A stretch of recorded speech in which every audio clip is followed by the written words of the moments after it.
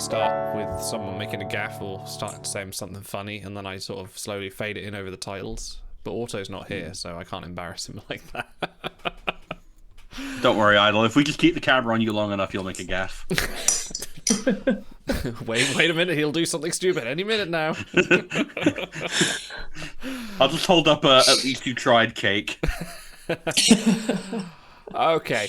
Welcome everyone to our review of The Caretaker. Our exploration of the pilots of Star Trek continues apace, and I am joined by two regular hosts now, Stars and Garters and Shireporn, and joining us, Voyager fan extraordinaire, Skycap, sitting there below me on the screen here. Welcome, Sky. How the devil are you? Thank you. I'm doing great. It's great to be here. Thanks for having me on to talk about the best Star Trek series. Oh yes, we've just finished watching the episode. The gauntlet has been thrown. I do love Discovery. It's true. Oh wait, no, this is something else. Yeah, this that's is something else. No, we just finished watching the episode, didn't we? And we were nothing but complimentary about the episode, were we? there was certainly no moments in it. But not awkward at all. Yeah, if you haven't watched it already, we are continuing. This is episode 4. We are going through the pilots, and after that, we're going to turn to our subscribers to choose where we continue our Star Trek journey. So if you're not a Twitch subscriber, go over to the channel, subscribe on Twitch, and connect to the Discords, and you will get lots of options available to you.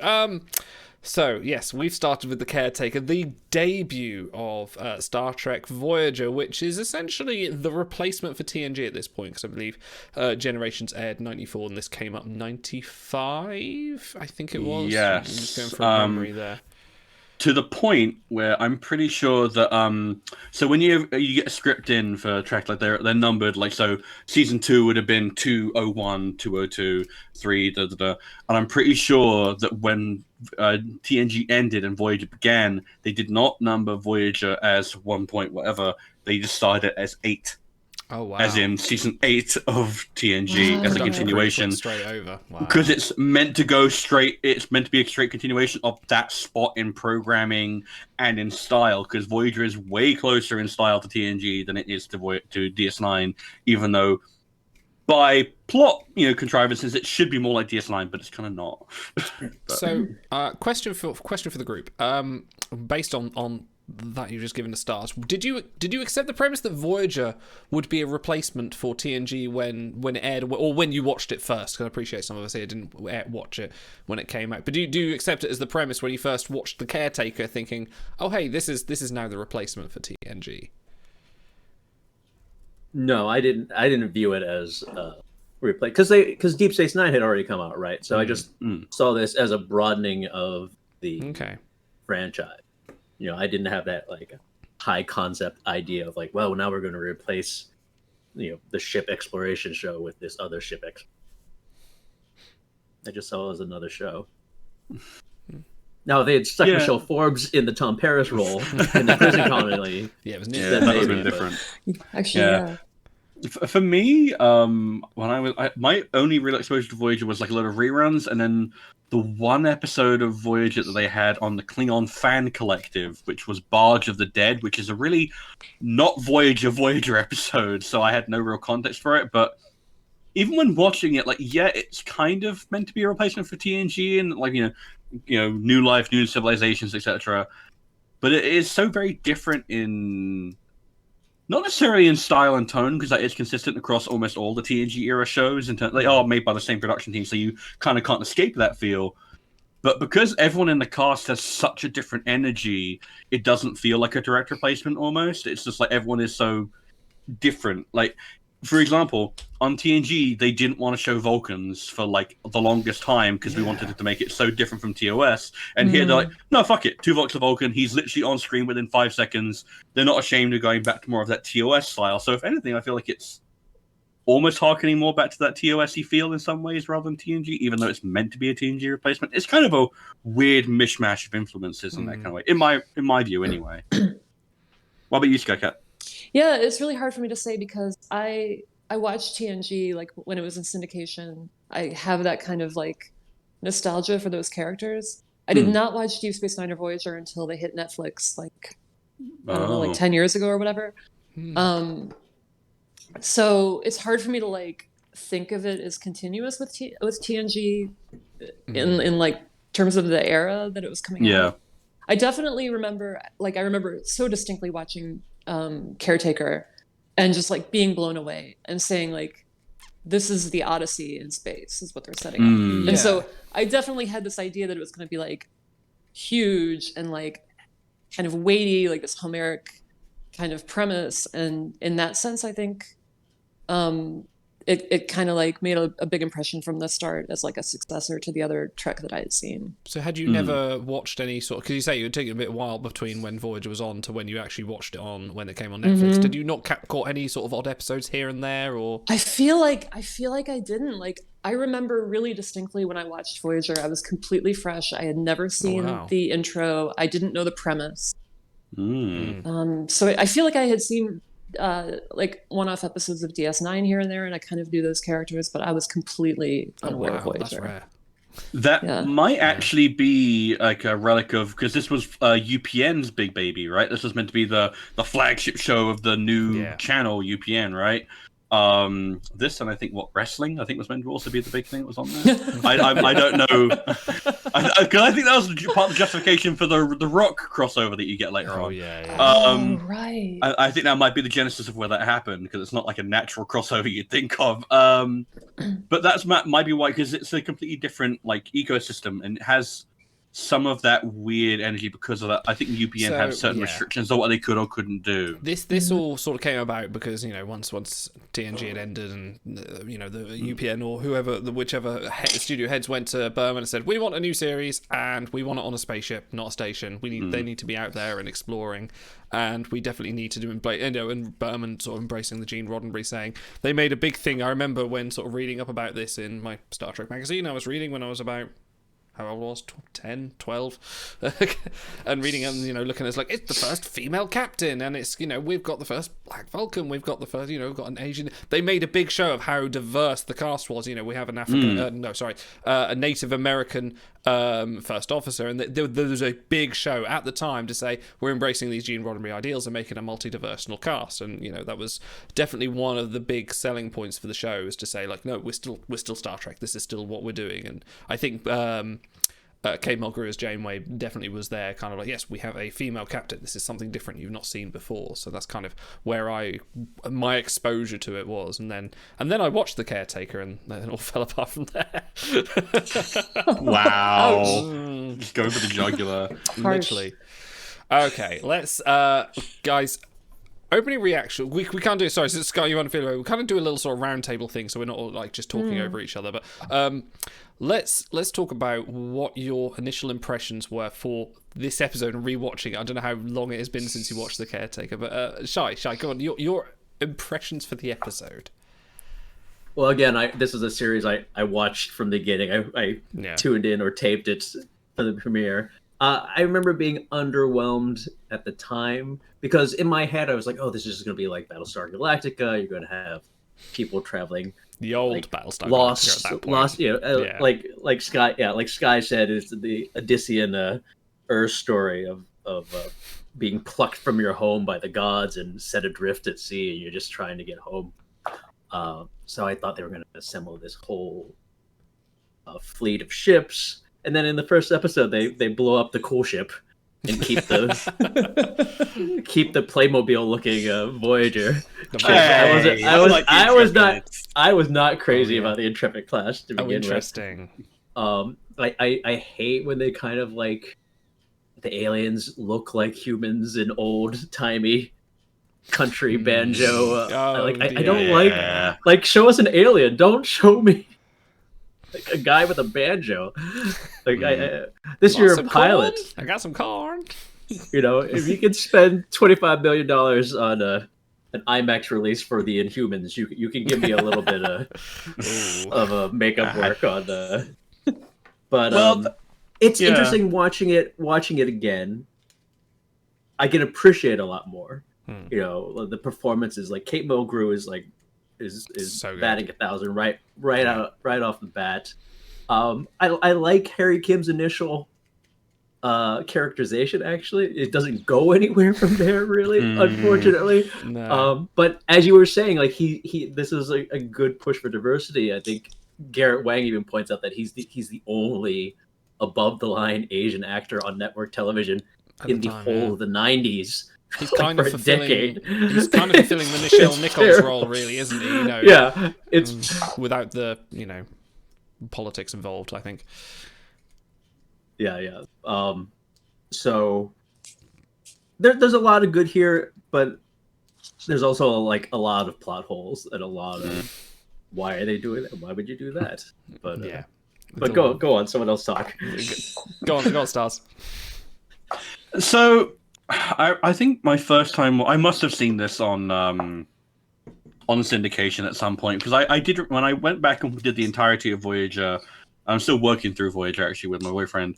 I was like, yeah, I remember bits of this episode, and I think I remember reading a lot about it in Star Trek Fact Files because that was the whole thing back in the 90s as well. And like watching it back, I was like, man, there's a lot about this that's kind of stiff. That's a little bit. We're still working out the kinks. It's kind of inevitable with a pilot. It's very rare that you go in running with a pilot and everything is exactly fully formed. But Voyager is one of those series where, like, simultaneously looking back on it and knowing where characters end up enriches things or makes things worse. Like you said with Harry, where it's like, I know that none of the characterization he gets here really goes anywhere apart from he's friends with Paris and that persists. He has a relationship with Torres that persists, but it's like quickest a lot of the ever. edge is lost. Well, yeah, he has that exchange what? in Quarks, and then he just follows him like, "You're my friend now," and like, okay, we're best buds. You will protect me. You will protect.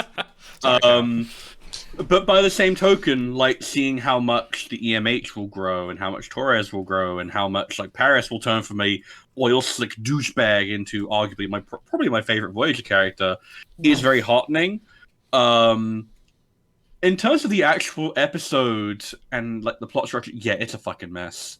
There's a lot of remnants from other like parts of like pre-production that weren't cleaned up. There's a lot of wait, this doesn't make sense. Why wouldn't you just do this? And it's like, at least in like when we were watching The Emissary or Farpoint, I wasn't like pointing at a logical inconsistency and going, this doesn't make a ton of sense. But with Voyager, they started cropping up like almost immediately. And I was talking about this with you guys just before we went live, but it's like the central premise is interesting of let's take the Marquis and force them to work with Starfleet, and they have to because of the whole desperate situation. But it's a flawed premise, and I'm kind of surprised that no one pointed out in the writer's room the instant you take a group that is known for a socio-political conflict that is localized entirely to the Alpha Quadrant, not within your kitchen for once, and then you completely get them out of that context, well, suddenly the conflict has no bite. Like, and that's why you have to fall into these tropes later on of the Marquis. Oh, well, they're just difficult. Like, some of them are just difficult, And it's just like, well, that's not a very good character hook, is it? You need to have... I feel like this would have been a lot more interesting if maybe they were a ship that would have been plucked by the Caretaker raid that were just of a whole different like faction altogether. Like making them Marquis doesn't add a ton to their characterization that you couldn't have accomplished by making them a diverse group of scavengers, like say, or maybe have Neelix be part of their crew so that there's a reason for him to get away with things like shooting at Kazon and like taking people hostage, and they don't just give him the boot for that, But I think we were ragging on it a lot during the episode, but I was entertained. A lot of the performances are strong out of the gate. Like Tim Russ in particular is just doing so much good work right out of the gate. And that's the thing, it does eventually start to deliver on that Strange New Worlds concept of Star Trek, where it's like when the Caretaker finally gives up on pretending to be old Banjo Man and turns into a big old pile of goo. It's like, that's cool. I haven't seen that on Star Trek before. That's an interesting... But it took you 85 minutes of our 90-minute runtime to get here. Like, just stop front-loading us with this TOS, we need to save money on a weird alien concept of a ranch, and just get to the cool stuff straight away so we can talk about it, and we don't have a weird no time to discuss the most important decision of the entire thing and the actual conflict, which is, hey, Janeway stranded us in the Delta Quadrant. Like, that conversation is like 3 lines, and then Chakotay just unilaterally makes a decision for all the Maquis. She makes a unilateral decision with her Starfleet. It's like, why couldn't we have stretched that out over to at least like 5 or 10 minutes instead of just, and it's done? I mean, yeah. We have to revisit that later. Quickly interjecting, like, you know, you had that line with Torres and that argument they have, and then, you know, Chakotay just basically grabs and goes, "No, she's the captain." I'm just like, man, you are so whipped right now. Like, this is like, you've seen Janeway, and that's your future. Like, you're there. Look, you're not even Maquis anymore. He saw the hands on the hips, and he was like, "I'm in." It's about to do the status quo shuffle any minute. Sky, go on. Your impressions of the episode off the rewatch, like after all this time, what you know. Yeah, I mean, I totally agree with what Stars just said about the Maquis conflict. And apparently, Brandon Braga has talked about how he was brought in after the pilot. And they were like, and we've got this conflict between the Federation and the Maquis. And he's like, no, we don't. That's not going to work. And he completely did. Well, oh, that was him that did that? Oh, wow. It was him. Like, and didn't... The problem that I have with, like, subsequent Voyager is that they didn't abandon that conflict entirely. There are like little vestiges of it, but for the most part, like, it's not even a factor. No. Yeah. So I kind of regret that they even included that in the pilot, because I felt when I remember again, like, watching it for the first time and how, like, excited I was about the premise, and part of that was these 2 factions that are, like, at odds with each other and they're gonna have to work together. So that was something that, like, with the perspective of having seen the whole series a few times, was kind of like, ouch, like, I wish they'd either done something with that or let it go. But the whole reason I love Voyager, or the main reason I love Voyager, is the characters and the cast and the chemistry that they have. And one thing that I found really surprising in rewatching Caretaker is, like, how many of those little relationships were seeded from the pilot. So, like, you've got the friendship between Janeway and Tuvok, you've got the conflict between Tuvok and Neelix, you've got, like, the kind of older sister, younger brother thing between B'Elanna and Harry, where she, like, jokingly calls him, like, Federation. She's going to keep doing that in the series. It's very cute. And then you guys have talked about, like, the very on the nose friendship between Tom and Harry, where Tom's like, I am your friend now. But that pays off, at least. So that was something I'd rewatched that I was like, they got this right. And they kind of had a plan from the beginning that paid off for these characters.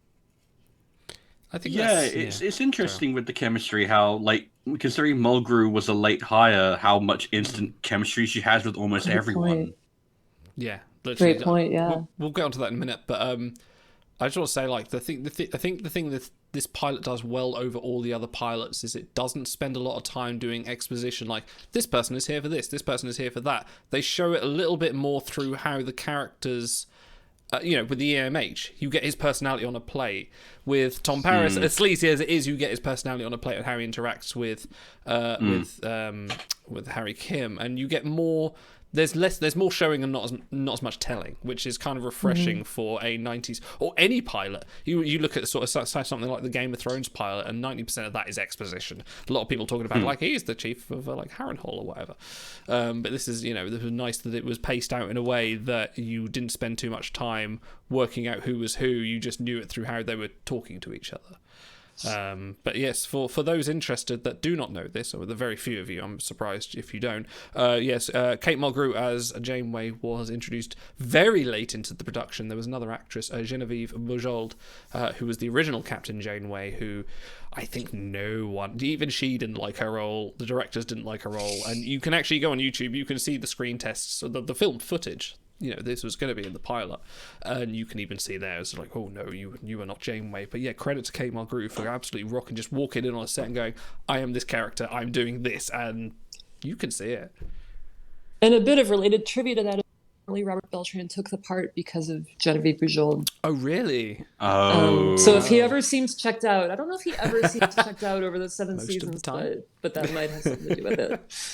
Oh, man. Well, yeah, that's like the big thing that I was like noticing when we were doing this. We were talking about initial impressions. Like, there are so many scenes where Chakotay is present but not saying or doing anything. We Like, remarked it's on like- that when they're walking through the Okampan settlement, aka the airport, and there's Tuvok and Jane. We're having the conversation. Chakotay's just, I'm watching, I'm here, and then we're going up the elevator. He's like face forward.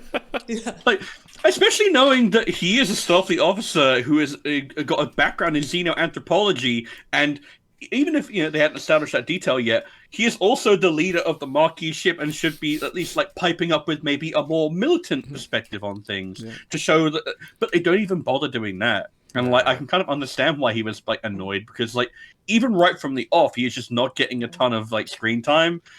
And then the one character moment he kind of really does get, apart from the admittedly solid moment with like Torres, where she's like, "No, she's the captain," is like the really, really forced "I'm gonna save your life, Paris Chakotay" thing. Yeah. And like, just don't do it. It's so corny and forced, and like, just no, it just doesn't work. It really doesn't. You don't understand. Yeah. He was trapped, holding onto that railing, pressing his foot against it. There was no way he could get up from that position. He needed Paris to come over way. and lift him up. Absolutely not. Okay, let's go over best and worst moments from this pilot. Let's go round again. Nothing prepared for this. Shy. I'm gonna put you first. Usually it's Auto, but he's not here this week. So, Shy, best and worst moments. Best moments. I mean, I do like Sky was saying, the sort of interactions they instantly sort of build between the characters, between Tom and Harry, between Mr. Vulcan and Neelix. They set that stuff up really well. But as I mentioned during the rewatch, the worst moment is when they destroy the much cooler Maquis ship right at the top of the series. So much so that several scenes later, they're like, "We need a cooler ship. Let's build the Delta Flyer." Oh yeah. It's like you had a cooler ship and you blew it up in the pilot. But they saved Neelix's ship. Neelix's ship is still in that shuttle bay. Yeah, Neelix's ship is still in the shuttle bay. The TARDIS style like shuttle bay of infinite proportion. Yeah. How about? Yeah. Okay. How about you, Stars? Ooh, you know what? Worst moment, I kind of have to give it to a lot of Robert Duncan McNeil's performance here. Not because of him. Like, I know he's a good actor. He can work with the material he's given. It's just a case of the oil slick personality, trying way too hard to be the bad boy, just aggressive chip on the shoulder. It just doesn't work. Like, he is not suited to this kind of character. And it shows. It just does not come across as legitimate. It does not come across as sincere, and it just doesn't land. And the only reason they even keep on trying with it is because, well, we got Harry here, and he's even more speaking, so that works as a contrast. But I think probably best moment, I would say that, like you said, Idle, a lot of the character introductions are nailed in that a lot of how you are introduced to these characters is very, like, economical. Like, how are you introduced to Paris? He's in jail, but he's in a really cushy jail, so it's like, he has it relatively easy. Not a bead of sweat on him. But yeah, exactly, yeah. How are you introduced to Janeway? You are introduced with a pan up to her in a position of authority, and she is immediately dictating how the situation is going to go. How are you introduced to Chakotay? He is like instantly doing a brave act of rebellion and a very obviously Star Wars ripped shot. How are you really introduced to B'Elanna? You're introduced to her by like knocking the shit out of some Okampan nurses and refusing to be tied down by like anyone. She does do the whole thing of though, like, in the middle of the moment she's panicking out, like, well, I am half Klingon. And it's like, well, yeah, we can kind of tell. We know. That was one of the more. Yeah. But you had to get a little bit of exposition out there for people who maybe this is their first Star Trek series where they need a little bit of background on that. So you kind of have to make that concession to it. Klingon, yes. Like a lot of the character introductions, I feel like are nailed, and you get an instant sense, especially the EMH. Like, in fact, I'll say that the EMH introduction is pitch perfect. Like, that is exactly how you introduce that character. He is terse. Robert Picardo is 150% on board the instant he appears on screen. he gets some of the best lines in the pilot, and it's just like there's no fluff. He just nails it first time. If you told me those are first takes, I'd believe you. He's a consummate professional. Sky. Agreed. Best and worst moments. Yeah, I think depending on how like small a moment can be, but I think like I love all the scenes early on actually in the Alpha Quadrant. I think they do a really good job of like kind of building up the story and building up the mission and introducing the characters. I like seeing the scene at Quark's. I mean, obviously, like the continuity with Deep Space Nine there, kind of passing the baton. Although I guess Deep Space Nine still had the baton, but still, like it kind of had like That's why they had Quark to in the show. Yeah, right. All that like worked really well for me. Kind of the whole idea of like we're assembling a team. I'm kind of a sucker for scenes like that. Yeah, I love a good getting the gang together. Yeah, right. The without question, the worst thing about that pilot for me is that entire sequence in the Ocampan stairwell. Like the janky ass metal stairway from Generations. Stairwell. The ridiculous, like Shai mentioned, the ridiculous rescue of Chakotay, who's just sitting there waiting to be rescued by like a guy who's they're going to continue to have like kind of outs with each other. So do we? Then they get to that part where there's like a force field, but it's like there's enough like non-force fielded part to like just kind of like sneak through the whole thing. Like they could have cut that for time. Like Stars said, they could have done like added in a little bit more about like the central decision whether to destroy the array or not. That was just like that was a huge miss for me. I'll go worst moment first. What the fuck are the K's on? Like they were introduced as the K's on Oglas. Yeah, Jaroth. Kazon. Ogla, or they call it what it was at the start, instead of later on they call it the Ogla. But yeah, Namaje. Introducing our big bad, and we came across a few plot holes I'd not even thought of because I'd not watched the episode before. But like, they've never seen water or replicators or transporters, but they're spacefaring. They could just go to a different planet. Like they've got warp drive, and they don't have if they don't have access to water, what is their biology that they can survive? Are they snakes? They literally chase Voyager past like a dozen water-bearing planets.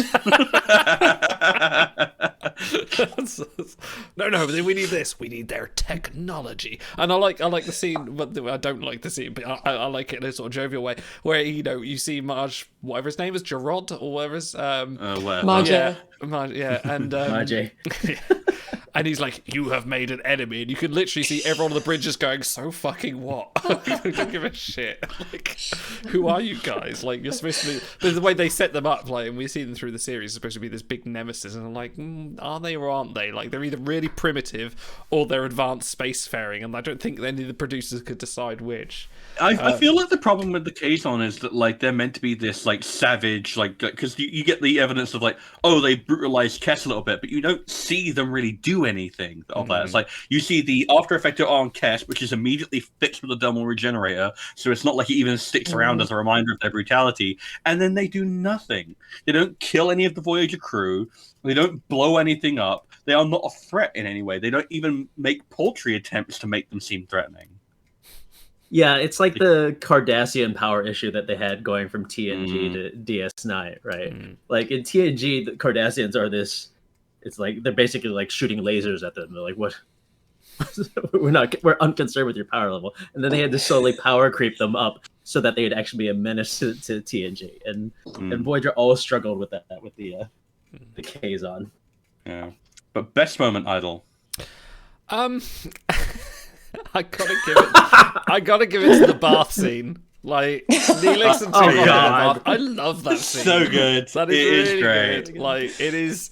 as much as like, okay, with me and Neelix have a conflicted history, because when I first watched The Voyage, I hated Neelix, and as I've grown older, I appreciate Neelix a lot more now, because he's just trying to do his best. He really is. He's coping, and he's just loving it every way. But yeah, the bath scene where him and Tuvok sort of early introductions, and Tuvok's sort of holding the towel there, like Austin Powers style, holding on, hiding on the bits, and just sort of looking away, going, "Oh my god!" But yeah, and he's just sitting there in the bath, just like throwing water in his face. I just, yeah, I relish those moments now. That's quite cool. Until later on when he rips out all the replicators to make whatever he does. I want to talk about one of the more sort of awkward topics of this. Like, what was your feelings on the whole plot point of Neelix sort of just hanging out in the junkyard and then encountering Voyager and then rescuing Kes, who is his long lost love? That whole kind of aspect of it.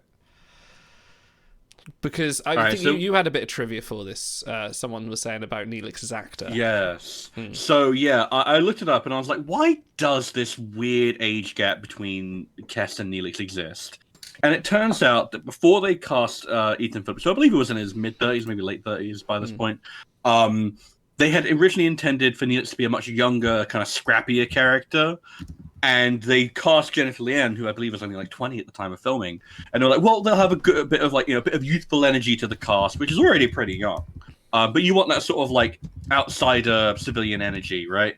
And then they cast Ethan Phillips, and he is so much older than her, and it exacerbates the already existing age gap of she's like 2, she's like 2, and then it just. Everything about every time he calls her dearest, it just it's exactly it's that exact reaction. Hello, dearest. Have a word that's original. I found it for you. Yeah, I found it down the back of my urine recycle. Like Neelix as a character and the concept can work. It's just a case of they really should not have gone in with the Nesk. I call it Nesk because that's the ship name, I guess. With no one ships this though. No, yeah, that's for applicable shipping. Neelix, they're already a couple, and we don't like anti-ship. This is like, problematic. I can't believe that we started the show and we already have our existing like. Worf and Troy or Ezri and Bashir already established. Like, no one likes this relationship. No one thinks it works. Like, they should have been purely platonic, and they should have jettisoned all that thing. But there's a lot about the script that has the stuff of like this was written for a different performer or with a different thing in mind, and they did not clean it up. Yeah, I mean, yeah, you could argue that maybe these different species have different maturation cycles, right? Like Neelix could be like Baby Yoda-esque, like oh my god! Can you imagine that little hatch opens, there's Neelix in there? Right, that's an entirely new sentence. No one has ever said that in the history of mankind, Shai. But you're right. Baby you're right. Neelix. Like a father-ward relationship would have been much better, and they still could have done the like Neelix being protective of her against Paris's like advances. Situation in a fatherly sort of shotgun way. Yeah, yeah, and he's just not. All respect to Ethan Phillips, fantastic. He's not a romantic lead. He's not. There's nothing alluring about him. Well, it's like that's why when we eventually get to Homestead, where it's like him with Dexter, their relationship works because she's coming from a very similar place to him, and it's played by a mature actress who can meet him on that kind of level. And it's like this is not absolutely not what is going on here. Like, I wouldn't be surprised if this was maybe one of her second or third roles, maybe even her first. Like, a Sky, you think she might have been in a soap before this, possibly? I feel like she was in a few things before this, but she was still like, very, very young. Yeah, and it's just not a good place. I'm hugely impressed with her, by the way. I think she's an amazing this episode, actually. Yeah, I was impressed with her, negative sort of. Whenever I talk about Kes always and Jennifer Lean sort of acting, I always kind of think like, oh, she's kind of just there and kind of being kind of ethereal and occasionally telepathic. But actually, she was really kind of. There was a lot of personality to Kes in this episode. Just she has a lot of presence. Yeah, she really especially does. in her scenes with the Doctor as well, which we're going to get to. We don't get that relationship established here, but that becomes really important for his growth later. And that's a lot more of where her relationship shines is again in that father-daughter sort of relationship where she has as much to teach him. And like you're saying, Shai, like that is not the level of performer that like we want here. We want a different relationship, and romantic was not the way to play this. Right. It's the problem with Kes is the writing. It's not Jennifer Lee Herbert. Yeah, absolutely not. Writing. Yeah. And of course, the lack of a cat suit. Obviously, she should have immediately been in a cat suit for the beginning of the series. It's had to sit but there I think all the Shai time. fixed it. I mean, like, have it be like more parental thing. You fix both Kes and Neelix, because I love those characters separately. Like, I stand them all day long separately. That relationship, like, just completely didn't work, and kind of destroyed a lot of what could have been two like really fan favorite characters, I think. Yeah. They really ball and chain them as it were. The toxic jealousy, like that border on domestic violence. That relationship is not great. Yeah, spaghetti on the chest. No. Yeah, oh God. We'll get there. We'll get there. I'm sure. We'll get there. Yeah. Okay. So. Oh no! Go on. Your point. You go. You're the host. Oh, I wouldn't dare. Director of He's this the episode. captain. Oh fuck. Director of this episode, Winrich Kolb, or Kolbe, Winrich Kolbe, however you pronounce it. Kolbe, yeah. Quite prolific Trek director, has been doing this since TNG. Would you like to know some of the other things he directed before and after Caretaker? Yes, please. Yes, please. He directed... Did he in fact direct before and after? Oh, actually, hang on, let me have a look. No, he didn't. But... Damn it. No, he's done some... He's directed shows time and again. Yeah. No, he's done some really good ones. So from TNG, I'm going to save the best to last on this. So from TNG, he's directed sort of Galaxy's Child, Alliance, Allegiance, Pen Pals, Birthright Part 1, not Part 2, oddly enough. DS9 from Blood Oath, Arman Bashir, Past Prologue. We've got future Voyager ones like Scorpion Part 2, so we traded a Part 1 for a Part 2. 30 Days, Dragon's Teeth, good ones like that. More importantly, let's go for the good ones. The Siege of AR-558, which is a stunning episode. And also he directed All Good Things, which is... wow. So he definitely upped his... He directed All Good Things? He directed All Good Things, yeah. I find that hard to believe. Well, there was a moment, actually, that I thought I was like, that's a really good bit of direction, was when they're on the Ocampa planet on the crust, and they've just met the Kazon. And like they're like, well, why are we even here? What's your angle here, Neelix? And then you have Neelix in the foreground, and then from a bit of like rock from here, you just see Kes like completely silently just come into frame, and it's like, well, that's a little bit of visual framing, and of like her quietness in the London town's like, all right, Governor. Because she steps out with this. This is kind of with Leanne's performance, where she has this like quiet dignity, even though she's been injured. She doesn't cry. She doesn't simper. She's not been crying. It's like she just has this like quiet strength to her, and I feel like that's something that they could have played more with Kes. And Winrich, like McColby here, clearly just like is playing to that by just being like, she isn't going to like shout and scream about it, but she is like quite resilient in that framing, and she's important to Neelix. It's like that's a good bit of visual direction there, but the rest of it was a little bit more sort of, like you say, you match the material you're given, as it were. And it's like a lot of this was like a lot of shots where you were going up escalators, going. Yeah, I think there's a bit of studio interference there as well. Like this is their premiere pilot episode. Like directors are going to be held on a leash for that, aren't they? Not exactly from the art house, yeah. From a production standpoint, Idle, what you were saying about different directors for the two-parters, I believe that's because they film the second part right after the first part. So even though it's going to air in the next season, they're filming it at the same time. So the director, director for part 2 needs time to prep. So did Rick Colby direct both parts of Caretaker? Yes. Well, it was shot as a movie, right? Yeah, that would have been a makes 1:30 sort of premiere, wouldn't it? It wasn't a part 1, part 2. Although television's, is counted as episode 1 and 2. I think it was always filmed as like one part, as opposed to sort of later in the seasons when they do a part 1 and part 2. Yeah, his action in this episode is a little subpar, considering that he directed some action in TNG and the Siege episode, which is he did Darmok as well. Darmok was another one of his. Oh wow! So yeah, Blood Oath as well. Blood Oath is very actiony as well. So Yeah, a lot of Yeah, well, 'cause I think that's a part of the issue with this episode is it's not really interested in action. Like it starts off with a big, strong action scene, and then it proceeds to drop all action for like 30 minutes, so we can introduce all the Alpha Quadrant characters. And it's like you wanted the strong start of a big, explosive Star Wars start, and then you immediately fall back into the Star Trek when you talk about things for a while, and like it doesn't really maintain the same level of energy all the way throughout. It just kind of like has these abrupt peaks and then valleys, and abrupt peaks and then valleys, and it just makes it feel a bit erratic in tone. So this is interesting. His other directing, his other directing assets are Battlestar Galactica in the 1978 version, obviously not the 2000. I was going to say not the new one, right? not the new one. That was Knight Rider. He also did Spencer for Hire, which for those that don't know stars Avery Brooks.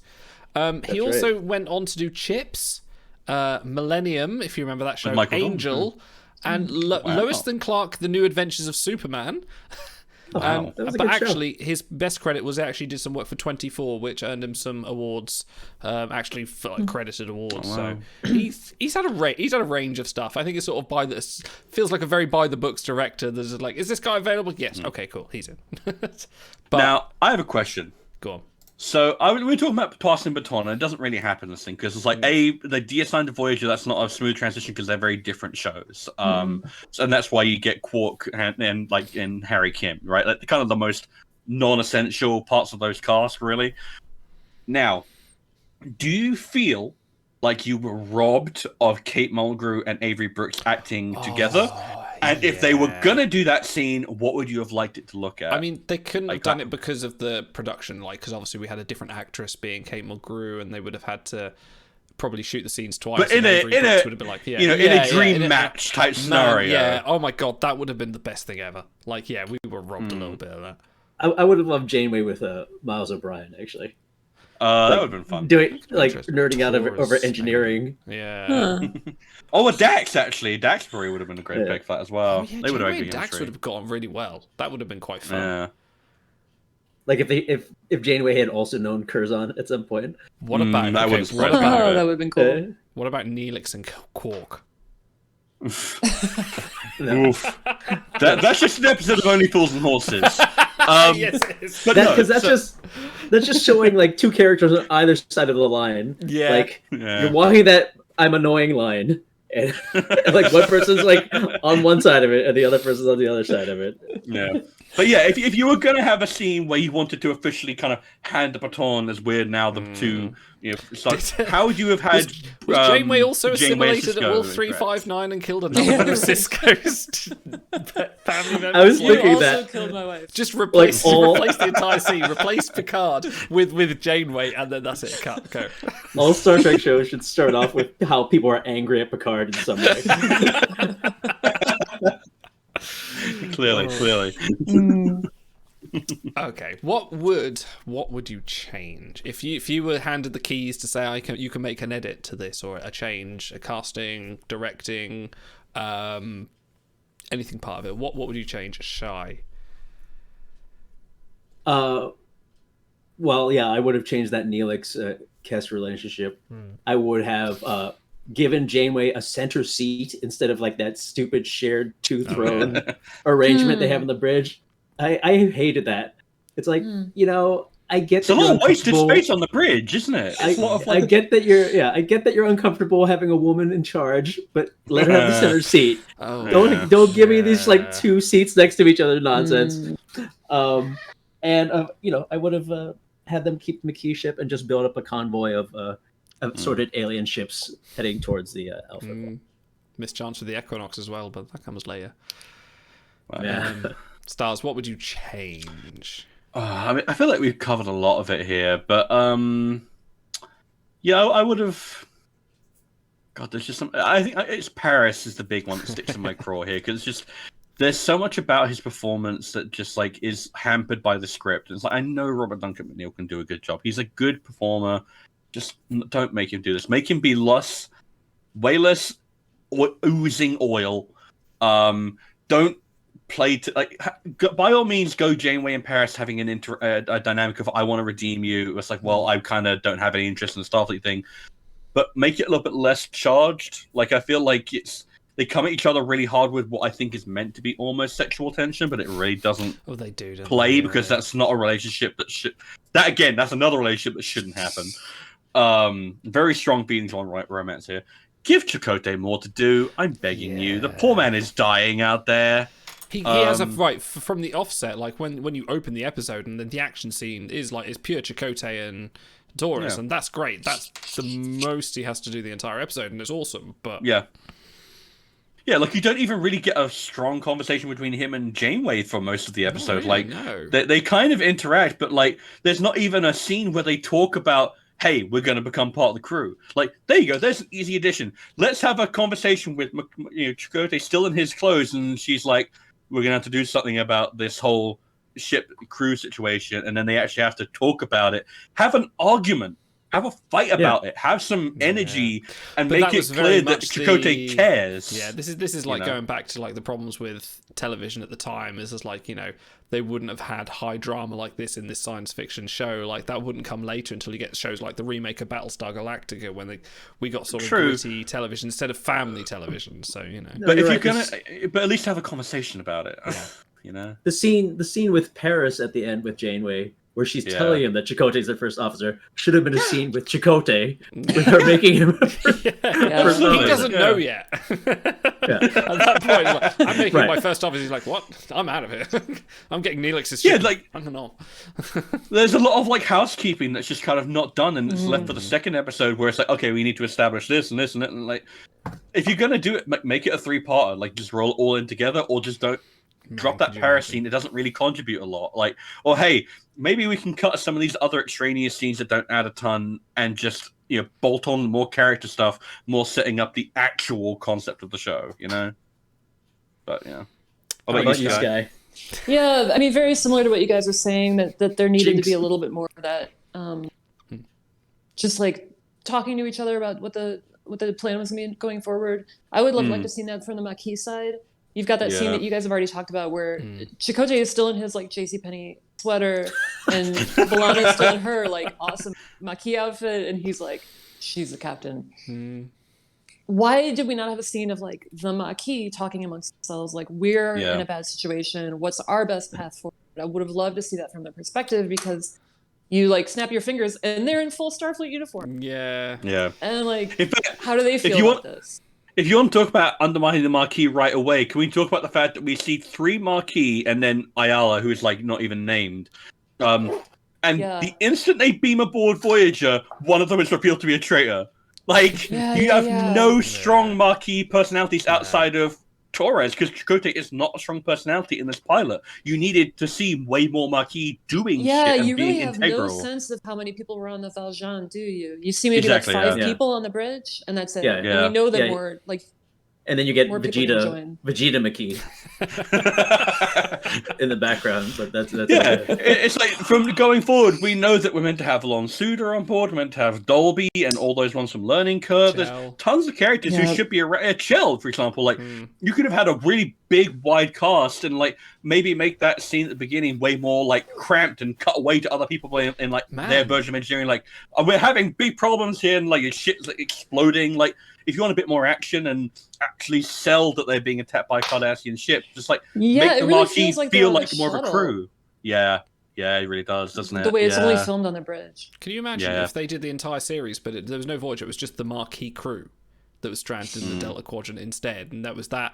But they were ex-Starfleet Maquis, so they're like, oh, actually, we're out of our element. And then you had Chakotay being like, okay, maybe we should take a Starfleet role to all this approach to going home, even though we're not Starfleet, but actually we're out of our element. Like, that actually would have been a bit more of an interesting premise. Hello. Idle. You're describing Star Trek Prodigy. Kind of out. They've Simpsons did it. They're all right. And there was a hologram, and the hologram was of Janeway, and then Janeway's like teaching the Maquis how to become more Starfleet. Oh, okay, yeah, right. Yeah, all right, I'll like that one. I would kind of change the kind of most of the plot, or at least make it a lot more coherent and legible, instead of just kind of randomly going from situation to situation and just hoping the technobabble will make us ride the way along, because there was a lot of like this is just here because we said so, as opposed to any real justification. Like I said before, the Kazon not having water travel, not having access to water, the Caretaker throwing loads of energy to a Compa, but not actually having, he has all this technology, he can transport people from millions of light years away, but can't just set someone up with a decent sort of terraforming project. You know what? Yeah. I had to piggyback off your point there, Idle. What was the point of that scene in engineering where they seal the warp core breach? Is it purely just to establish that Janeway knows science? I think so. I think it's more saying she's she isn't the one doing it by hand, though. That's the problem. No. It's like, it'd be one thing if she came into engineering and everyone was dead and she had to do it by hand. No, it's to get everyone excited about an engineer, Carey, that they're never going to really give a shit about. Is he even named? He wasn't named, no. Because putting that scene in and having it be this frenetic, we got to stabilize the warp core, means that you don't have a slow come down from the loss of everyone and talking about who you've lost. It's like you just go from action to action to action, and then we're captured, and then like it's paced really oddly because of the script choices, like you say, Idle. Yeah. All right. Stars, give us your rating for the episode. What is our metric for this week? Ooh. All right, ladies and gentlemen, how many unbuttered Nasine corn on a cob out of 10 would you give this out of 10? All right, Shai. Why am I first? I mean, I guess I give it a 7. Ooh, that's high. Is that high? Higher than I'm going to give it. I was trying to think. There. I'm trying to remember what I gave the Cage, because it's better than the Cage. We need to get track. We actually should be tracking that. I'll go back and look. Yeah. I think we gave the Cage like 7s and 8s, 6s and 7s. I think we're around. Yeah, I mean, I give it a 7. Oh, yeah, maybe I did rate it higher just because I thought there was a lot of stuff that did work that they kept. But I rate this below both Encounter at Farpoint and Emissary. Like way below Emissary, so but I'll stick with 7 just because it has. Yeah, go on.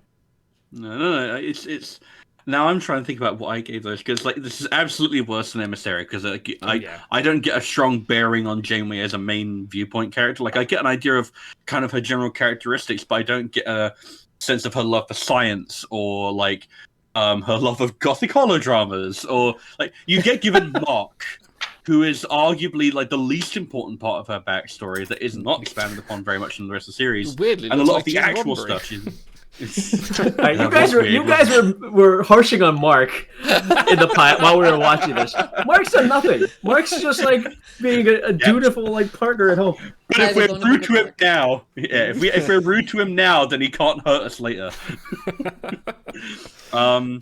I'll give this a 6.5 Nasine unbuttered corn on a cobs, because like there's a lot of stuff here that works instantly, but if I were not immediately drawn in, if I didn't like Star Trek already, I don't know if this would convince me to start, because I'd be like, this plot is kind of nonsense and it's reliant on like you gave me a Star Wars like opening crawl, but you're not really Star Wars in feel. Like for a pilot, it doesn't feel like it establishes a strong core identity for the show, or at least not one that is going to carry forward. Like it kind of poisons its own well because it sets up all these elements that come to nothing. All right, Sky. I'm gonna let you finish, but first I'm gonna talk about Mark. My problem with Mark is not the character, like not the guy. Yeah. My problem is I was always looking at this as like an Odyssey analog. And in the Odyssey, the whole impetus for Odysseus finally like getting off Calypso's island and going home is Penelope is being harassed. Yeah. And that's like really his driving force. And when I watched this pilot, I made that connection immediately. Like Janeway's got something to come home to. And then in a few episodes, they're going to like get a message from him magically. And he's going to be like, I've moved on. Maybe it's in a few seasons. I don't know. Is that in a few episodes? I don't think that's... It's in like season 4. It's in like season 4. Okay. They fly by him. Yeah, so are we that's mad my at... problem with like the Mark role, not the guy. It's in like season 4, and he's not the only one who did that. He's not, are you mad at... Are you mad at Helen Hunt in Castaway for remarrying because Tom Hanks is on the island? I don't want to interrupt your review. Because he didn't know that, and the whole time he was getting home to her, and he had like the pocket watch or whatever, and he had to get home to her. Like that actually works for me. I just feel like they had another like really interesting aspect of like she's got this connection to the Alpha Quadrant, and they're just like, nah, never mind. No, you know we what? want her to be able to date a hologram. There's another problem I actually have with the Mark scene, right? Which is that, like, whenever you put two actors on one side of a view screen, you rob them of physical intimacy. And the instant you do that with what is explicitly a romantic relationship, you cannot establish warmth. You are talking to a screen, and you are not emoting or acting off of the other. Well, yeah, because there's no chemistry, because how can they have chemistry? These actors have never even sat in the same room together.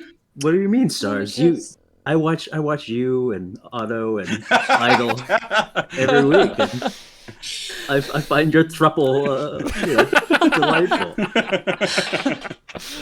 But no, I feel like Mark's actor lacks the necessary energy for me. But like, man, Janeway needs to get back to that guy because he's robbed of that. Why is he not just leave him on DS9?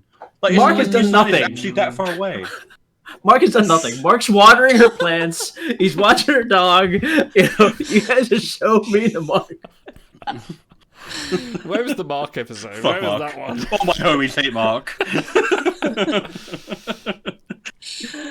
So how many unbuttered? Episode, wasn't it? Yeah, how many unbuttered corn on the cobs made by an A-scene entity? I've never done one of these before. Are we rating it like relative to the other pilots? Out of 10. No, just off the cuff. Like, purely objective. How much did you enjoy it? I'm gonna give it an 8 because I really did. I did find even though it had a lot going on, I felt like I was able to follow all the if you think about how many different characters and alien species and factions that it introduced in different places, and it kept me I felt it was overall paced pretty well and kept me engaged the whole time. And I have such an affection for the show that it bumps it up a couple points. That's fair. More than fair.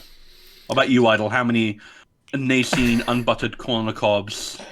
Listen, this needs to go back in the oven for a bit, but I'm probably going to be the lowest of all the scores here. So imagine I'm the teacher sitting in this class of all these students that have come up with their pilot projects for me, and they've come up with the cage, and we've got them counter Farpoint, and then I get the caretaker on my desk, and I'm just going to scribble in there 5 and circle it and just say "see me after," because we got a lot to talk about here. There's a lot going. There's a lot of issues. You could improve. I want to look out for this student. You can improve on a lot here. There's a few things, but no. In all seriousness, I think there was a lot of the plot really fell off for me. But I like the character interactions. The reason it's not worse rated is because I think it did a lot of well with the people it had. But it kind of just falls apart as you're watching it.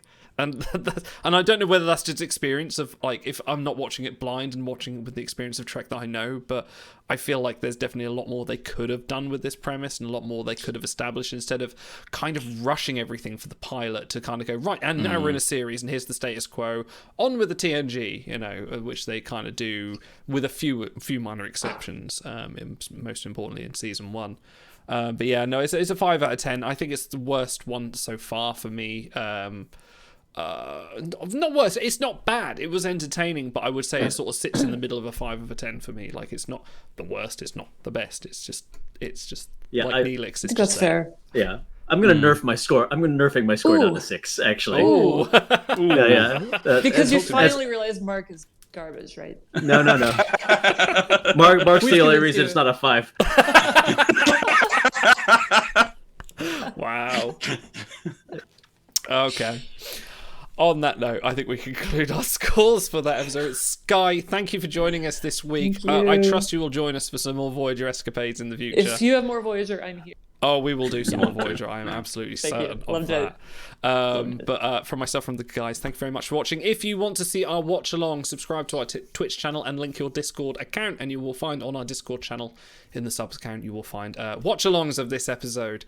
We will also be back for our regular show next week for Timelines Talks on Wednesday. But thank you for watching. Thank you for joining us on this. We will be doing Enterprise pilot Broken Bow next with the fantastic Racing Liners is joining us for that one. So thank you very much, and we will see you next time. Sarah!